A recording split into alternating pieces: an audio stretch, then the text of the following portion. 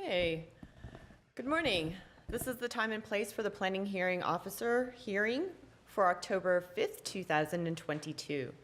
My name is Vilia Zamaitis, and I will be conducting the hearing as the hearing officer. The Planning Hearing Officer hearing is being broadcast live on Glendale TV, viewable on Spectrum Cable Channel 6 and AT&T UVerse Channel 99.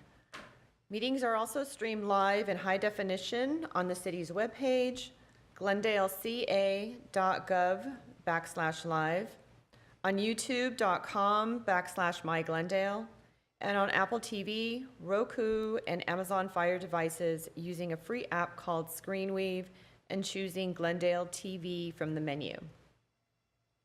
Hearings are also archived on the city website for viewing anytime at glendaleca.gov/agendas. For public comments and questions during the hearing, please call 818-937-8100. Again, that is 818-937-8100. City staff will be submitting the questions and comments in real time to the appropriate person. Records of decision for all projects are posted online on the Planning Division's website. And please note that any appeal of a case heard today must be filed within 15 calendar days of the Planning Hearing Officer's hearing decision date. The appeal application is also available online. The hearing will proceed as follows. I will read the description of the application request. I will then read the reports received from any city department and other letters or communications from interested parties.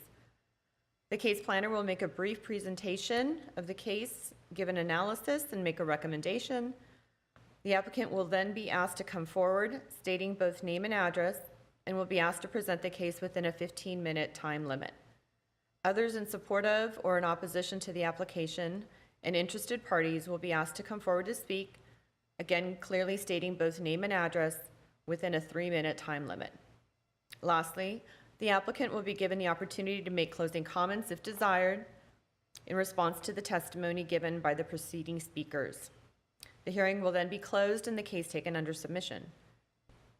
If the evidence presented in the application and at the hearing meets the required findings set forth in the municipal code, then the project can either be approved or approved with conditions. If the findings of fact are not evident, then the request has to be denied. After the hearing, the decision will be prepared in writing and will be in the form of a letter sent to the applicant and to all persons who responded to the public notice, either by speaking at this hearing or by submitting written responses and having provided their name and mailing address. Note that the date of the decision will be the date appearing on the letter. The decision may be appealed to the Planning Commission within 15 calendar days of the decision date. And again, anyone wishing to appeal may obtain forms and brochures on the procedures from the Building and Safety Section Permit Services Center, or also the form is available online. In terms of public notice, notification of this hearing was accomplished by the use of public notices, which were mailed to all property owners and occupants within 500 feet of the subject property. The site was physically posted and the public notice was placed in the local newspaper. If you wish to speak, please write your name and address on one of the speaker cards provided at the table by the front door and to submit it to staff. I'd also like to inform everyone that the official proceedings of the Planning Hearing Officer's hearing are recorded as part of the public record. Which brings us to the one and only case on today's agenda. This would be case number PVAR 2202-444 for project located at 1765 Fern Lane. The applicant is Philip Berry and the owners are Philip and Allison Berry. And the applicant is proposing to construct a 288 square foot addition to the existing 809 square foot single family house constructed in 1924 without providing the minimum number of code required parking spaces. The proposed addition will be located at the rear of the existing residence, and the residence is located on a 400 square foot lot on the north side of Fern Lane between North Verdugo Road and the Verdugo Wash. The subject lot is in the R1 zone, single-family residential, floor area District 2. Next would be the interdepartmental comments. And we received comments, most pertinent to this case are comments from our urban forester, our arborist technician, Catherine Williams. Forestry staff supports a variance that would allow the applicant to avoid performing construction near the existing garage for the following reasons. I think Roger will go into more of an explanation regarding the existing garage and the live oak, but the forester is supportive of the variance because forestry supports avoiding any unnecessary impacts to the protected oak trees, especially trees of this size and maturity as the oak on the property. Regarding the proposed addition, it appears possible to utilize the concrete pad at the back of the patio without encroaching under the drip line of the tree. And that if this project is to be approved and to move in a plan check following any design review that might be required, an indigenous tree report and an ITO permit application will be required for review at that time.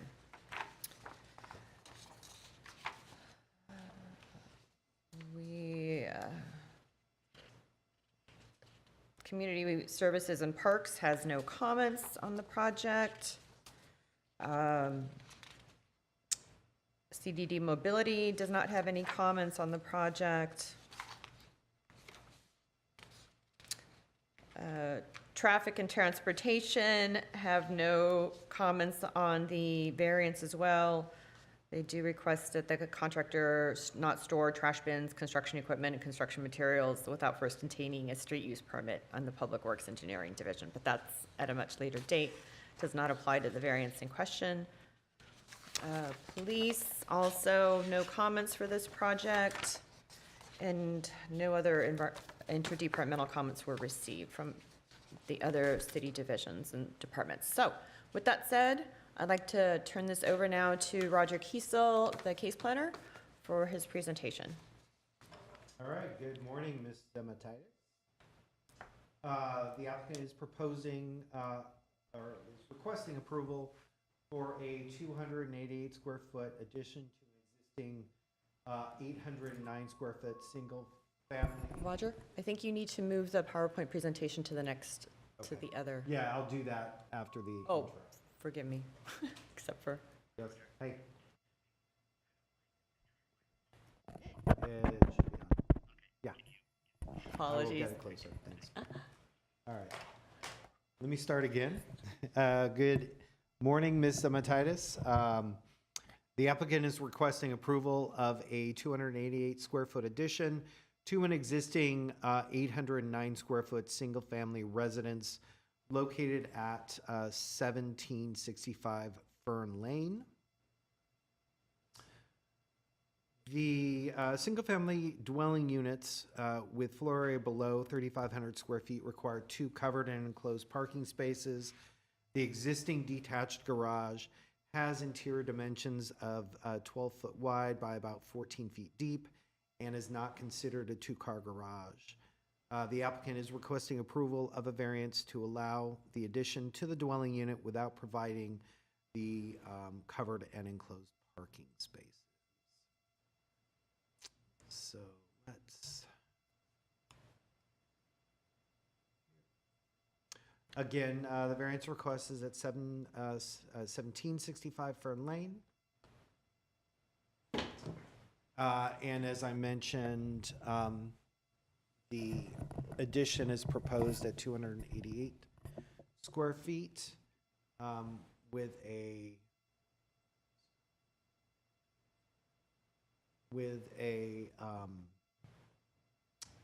within an existing or the total single family house will be just under 1,100 square feet after the addition. And the variance request is to allow this house addition without providing 2 covered and enclosed parking spaces. Staff is recommending approval of the garage variance. This is a location map of the project. The subject site is in red. It is just west of, of Verduga Road. Fern Lane right here. And then the wash is right here. Site plan, it's Fern Lane is this area here. The project site is on the, should be the north side of Fern Lane. Or, property is outlined in this dash line. The existing garage is at this location. The house is here. The addition, the proposed addition is here, and this area is hatched. And then this is the location of the oak tree. It is not an accurate representation of the drip line of the oak, but the oak tree is in this location. This is a first floor plan. Basically, the area highlighted in red is the proposed addition. Elevations of the house. The front elevation is right here, and as you can see, the front elevation really doesn't change with the proposed project. The rear elevation is here. It's denoted by the siding right here. And then the two side elevations, this is the new part of the house here. Photos of the site. This is the backyard. A photo of the backyard where you can see the back of the house here, and then a little bit of the garage here. This is the oak tree in question right here. Better picture of the oak tree, and the garage is here, and a little corner of the house is here. This is a portion of the front elevation. The driveway's here.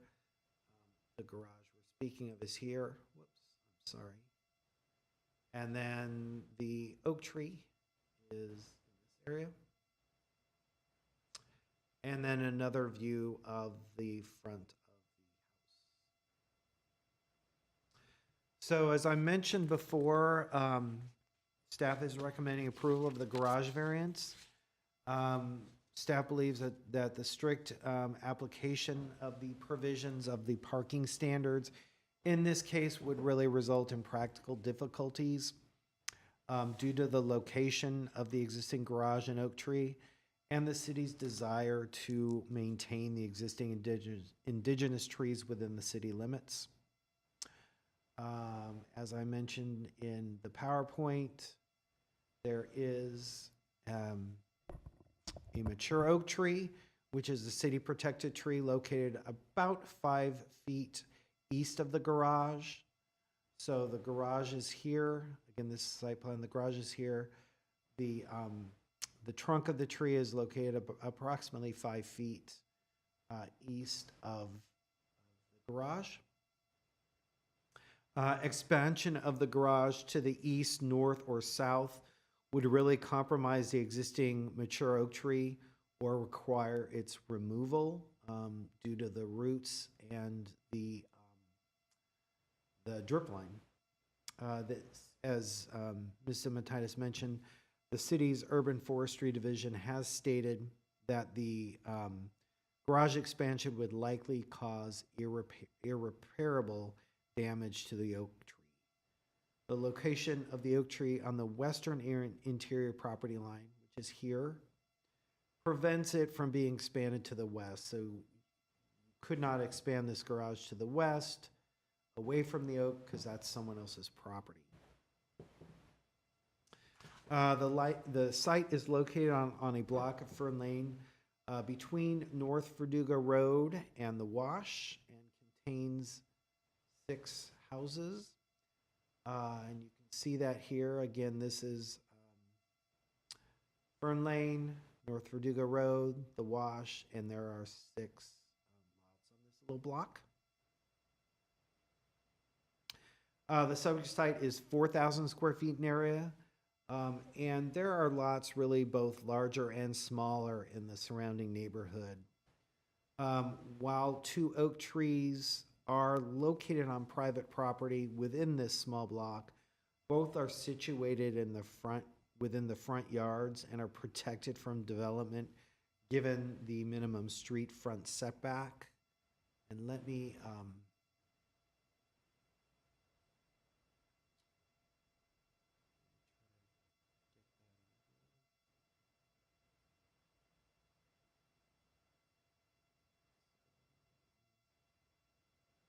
this is a Google overhead image. Right here is Verdugo. The wash is right over, whoops, I'm sorry. The wash is right here. This is the subject site, oak tree. There are oak trees here and here, I believe. And as I mentioned, they're both in the front yards and are protected due to the minimum street front setback requirements of this area. The oak tree on the subject site, however, is located in the rear yard and outside of the minimum street front or interior setbacks.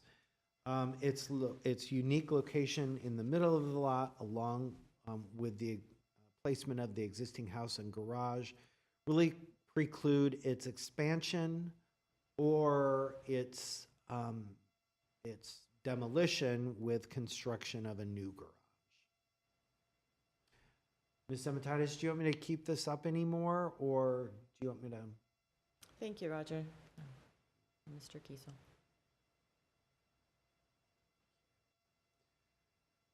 So,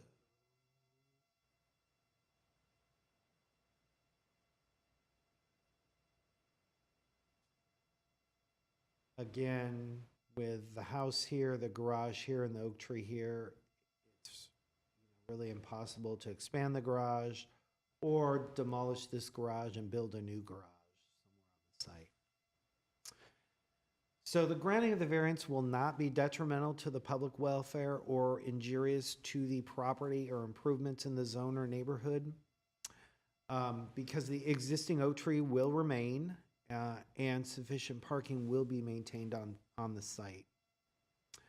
The city protected oak tree is considered a natural aesthetic resource and worthy of protection pursuant to the city's indigenous tree ordinance. Granting of the requested variance will allow the existing oak tree to remain. The project proposes no changes to the driveway leading to it. The driveway is located here, in this area. The residence, along with the garage, were built almost 100 years ago. The proposed 288 square foot addition is modest in size, as is the existing house. The approximately 71-foot long driveway can easily accommodate the parking of cars, albeit not covered and enclosed, outside of the street front setback, which allows only temporary parking of cars. So, this area here. Finally, the granting of the variance will not be contrary to the objectives of the ordinance because the present driveway garage arrangement complies with the intent of the parking requirements and maintains the existing oak tree. The purpose of parking regulations is to provide convenience for persons utilizing the various uses through the provisions of suitable off-street parking and to protect public safety by lessening traffic congestion on public streets. The purpose of the indigenous tree ordinance is to preserve indigenous trees while respecting individual rights to develop, maintain, and enjoy private property. As I mentioned previously, the approximately 71-foot long driveway can accommodate car parking. The existing driveway is immediately adjacent to the residence and therefore convenient for the residents park and enter their house. And then granting the variance will allow the existing oak tree to be maintained and a modest addition to a modest residence, which is consistent with what I just mentioned, the intent of the indigenous tree ordinance. Again, staff is recommending approval of the variance request with conditions. Approval of the variance to allow the expansion of the residence above without providing two covered and enclosed parking spaces. That concludes my presentation, unless you want me to go back over my PowerPoint. Thank you, Mr. Kiesel. So just to reiterate, essentially, if the new addition would require a two-car garage. Correct. In this case, because of the site constraints and the location of the multi-trunk large oak tree, there is essentially no location on the property, with the caveat that that oak tree would have to be removed in order to provide that two-car required garage. Yes. To the north, south, and east, that's correct. To the west, it's right on the property line, so you can't expand it to the west. Exactly. Okay, so thank you. All right, at this time, I would like to invite the applicant to come forward, stating name and address, and to give a brief overview. Thank you. Hi, good morning. Thanks for hearing our case. I'm Phil Berry at 1765 Fern Lane, Glendale 91210. We have our finding of fact,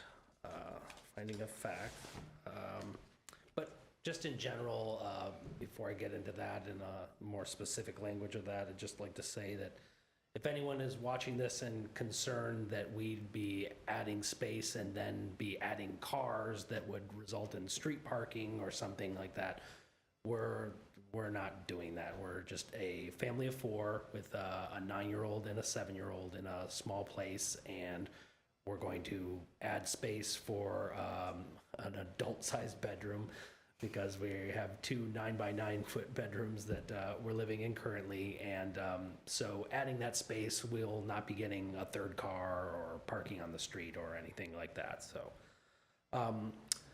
finding the fact, how will the strict application of the provisions of any such ordinance result in practical difficulties or unnecessary hardships?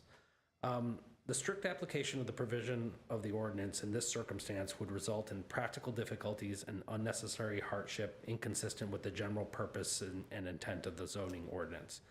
I'm not an expert on the ordinance, but my understanding is it's to prevent someone from like turning a duplex into a 4-unit place and not providing any additional parking, and then the streets get congested. And so I can definitely see the value in the ordinance, but that's not this case. The proposed addition triggers the requirement that the existing 1-car garage be brought up to code. As a result, the applicant is applying for a standard variance to maintain the existing 1-car garage in conjunction with the addition, when a 2-car garage is required by the zoning code. Enlarging the existing 1-car detached garage to meet the current 2-car garage standard would create a practical difficulty and significant hardship. The existing garage cannot be expanded to meet the code because an oak tree is located 3 to 5 feet, depending on where you want to count the center of it. Enlarging the existing 1-car garage to meet the current 2-car garage standard would create a practical difficulty and significant hardship by requiring the expansion of the garage into the existing oak tree and result in the removal of a healthy oak tree. Therefore, the construction of a new code-compliant garage would be considered a significant hardship. What exceptional circumstances or conditions apply to the property involved or the intent use of the development of the property that do not generally apply to other property in the same zone or neighborhood? There are exceptional circumstances applicable to this property that do not apply to the other properties in the same neighborhood. This lot is the only property on the block of smaller lots which has an oak tree located to the east of the garage at the rear. Unlike the other lot configurations in the area, this existing plan with an oak tree at the rear, as noted in findings A, creates exceptional circumstances that make it difficult to construct a code-compliant two-car garage without damaging the tree. C, will granting of the variance not be detrimental to the public welfare? Granting the approval of the variance to maintain a one-car garage will not be material detrimental to the surrounding properties and neighborhood. The existing 711 square foot house on the lot has been inhabited for 98 years with only the existing one-car garage and no major issues. The 70-foot driveway in front of the garage provides additional off-street parking for the residents. With the addition, the expanding residence will have a total area of 999 square feet, which is not considered overly large or expected to increase the demand for on-site parking. The impact of the additional area would maintain the existing parking conditions, is not expected to result in substantial parking demand that would burden the neighborhood or negatively impact the surrounding properties. Also, I think just in general that destroying the oak tree to create a two-car garage would be detrimental to the public welfare, just because the area is called Verdugo Woodlands and it's a beautiful area partly because of all its trees, so we would not want to be messing with that probably 100 or more year old tree. D, why will granting of the variance be in keeping with the objectives of the ordinance? The granting of the variance will not be contrary to the objectives of the ordinance. The request for this variance was necessitated by the addition. With the existing one-car garage and longer driveway in front, two cars could essentially be parked on the lot, one covered, one uncovered. This would essentially meet the intent of providing off-street parking for two cars. The requested variance will allow the existing single-family home to expand while preserving the existing oak tree.